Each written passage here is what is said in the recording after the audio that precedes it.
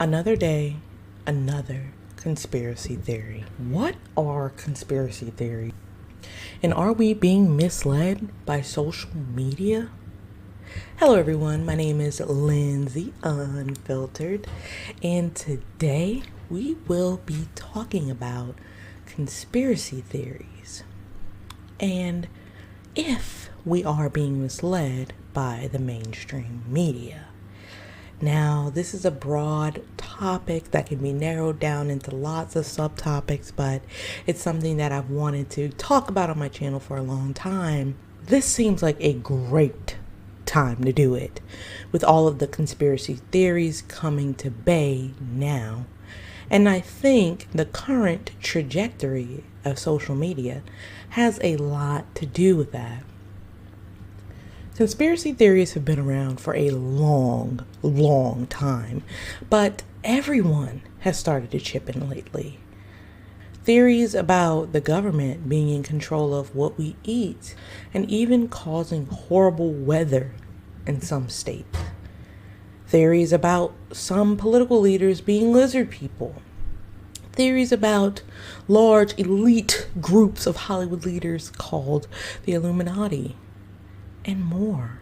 And it seems like the more we as a society get ingrained into social media, the more we fall into conspiracy. We have to be careful to not fall into these traps and just believe something we see on the internet. If you're interested in topics like these, conspiracy, scandal, true crime, with a twist of humor, make sure to hit that subscribe button. Now, we're going to be talking about conspiracy theories, what they are, how the media plays a large role in portraying them to you and me. We'll also be talking about some conspiracy theories that were proven to be true. Without further ado, let's talk about conspiracy. Okay, so we'll start off by defining conspiracy theory. What exactly is it? When I think about it, it's most likely somebody has a crazy idea or thought about someone or something that has indirect control over someone or something else. But the Oxford definition would be a belief that some secret but influential organization is responsible for an event or a phenomenon.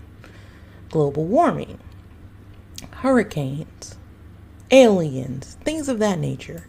Conspiracy theories, right? One of the most notable conspiracy theories is that the moon landing was a hoax and it was staged by NASA. And people still believe this one to this day. They believe that we as Americans have never gone to the moon, and NASA just staged a big old production just for shits and giggles.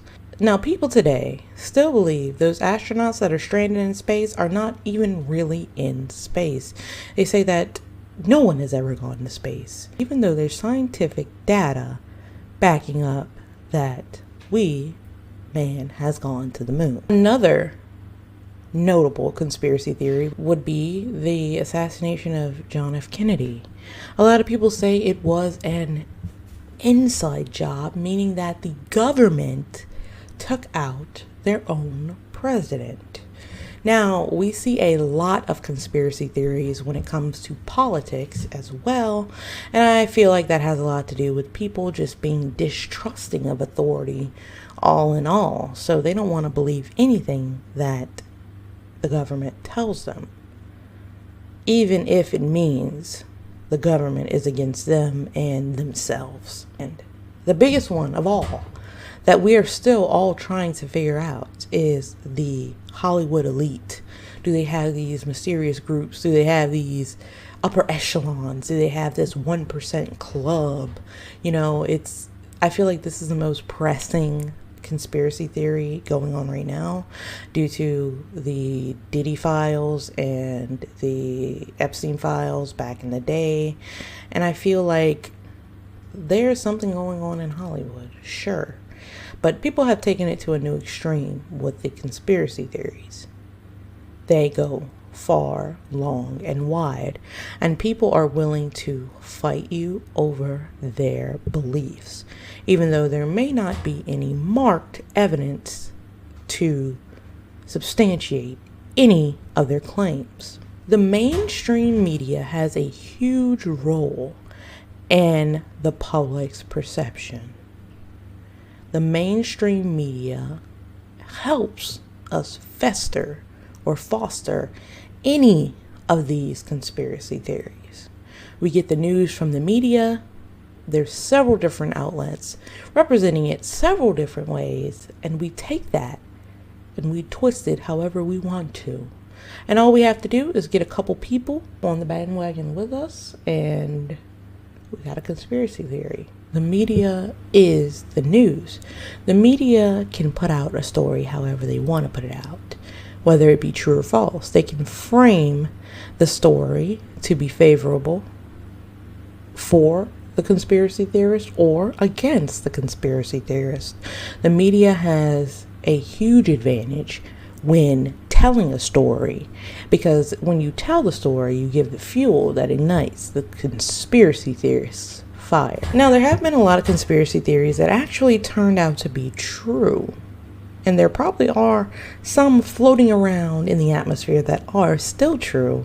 But some historical examples would be the Watergate scandal with Richard Nixon and all of those tapes. That was dismissed at first by the mainstream media.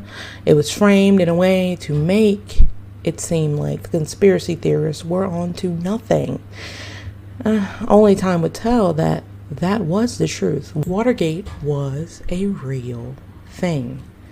Richard Nixon did bug those other political opponents' offices, did a bunch of unauthorized investigations. A whole bunch of shady shit was going on with Richard Nixon. I, to this day, still don't understand the complexity of Watergate because it is so complex. It's quite complex, right? Another historical example that turned out to be true was MK Ultra. It was a CIA secret mission to try to attempt mind control. What?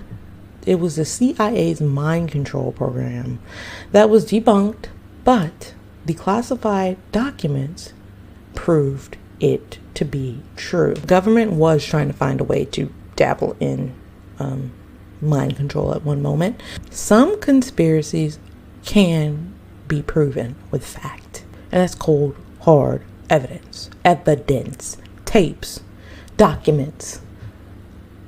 But some of these conspiracy theories are just outlandish and impossible. It defies everything that I've ever known. Like the lizard people. Politicians are lizards. Politicians are shapeshifters. People have clones, or a celebrity that got sick, he was replaced by a clone.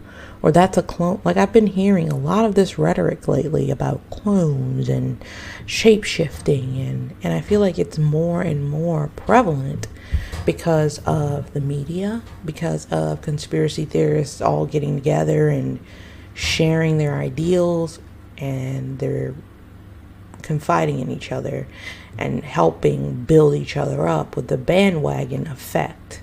If you feel like someone agrees with you, and 3 more people agree with you guys, you have a stronger connection in that thought, ideal, or belief. We have to address the media's relationship with the government and corporations. The media has a close tie to the government. The media has a close tie to the corporations that they represent and fill their piggy banks. If the media is tied to a certain person, political identity, or brand, they would be kind of hectic to post a bad narrative about it, a conflicting narrative about it. So the media really has the wheel when it comes to putting out information about the political sphere, the major brands in America. The media has control of that. The media is where we should look first. I want to ask you guys, does that impact how we see the world? So the media selectively reporting on things that are in the best interest of their stakeholders, does that influence when we consider fact versus conspiracy? I think so. Because if a media company is pushing the same agenda in our face day after day after day, we're more likely to believe that agenda than, let's say, someone on the street. When we think about the traits of a conspiracy theorist, we have to consider these things, guys. They're always contradictory. They go against the grain. They're always overriding suspicion. They often have nefarious intent. They suggest that something must be wrong. There's never a good conspiracy theory out there. Do we notice that? P would be the persecuted victim. There is always a victim in this case. I, conspiracy theorists are immune to evidence. So no matter how much you come out and say this cannot be medically possible, they don't care. They're immune to evidence. They're immune to fact. And R would be the reinterpreting randomness, right? So it's a very random, contradictory, nefarious, catastrophic type of thinking, right? If you think something may be a conspiracy theory, check another source. Check 2-3 sources. Check 4 or 5 sources. Instead of relying solely on mainstream or alternative media. You have to have a healthy skepticism. I mean, you have to be skeptical of the media because they're there to tell you a story. And some stories have farce in them, right? But you also have to be careful not to fall into the trap of blindly believing conspiracy theories whenever they pop up. There are some people, they can hear something like, oh, yep, that sounds about right. Yep. You can't just blindly follow something. But then again, when you hear the news, investigate it a little bit. Look at another source, because the media is paid to tell a story. Now, the story may be true, but the story may have elements to make their ratings go up. We talked about what a conspiracy theory was, some notable examples from history, how the media plays a groundbreaking role in shaping our perspective of what a conspiracy theory is, and how to safely spot and recognize conspiracy theories, and how to try to draw that fine line between the outlandish tinfoil theory and something that may be misrepresented. Now, I want to ask you, are we being misled by the mainstream media, or are conspiracy theories just a reflection of our distrust in authority? What conspiracy theory do you think the media has misrepresented? Let me know in the comments below. Please like, comment, and subscribe if you want more content like this. This has been Lindsay Unfiltered. I am so tired. I have been up since 7:30 this morning, so I need to get some sleep. But I enjoyed the video. I hope you guys have a great rest of your day. Bye now.